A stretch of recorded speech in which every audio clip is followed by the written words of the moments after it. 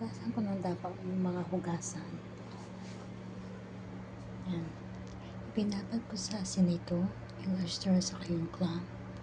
Tapos ito, yung manok. May konti ang hugasan ko. Yung mga ibang ingredients na nasa ref. Yan. Seafoods po kami ngayon.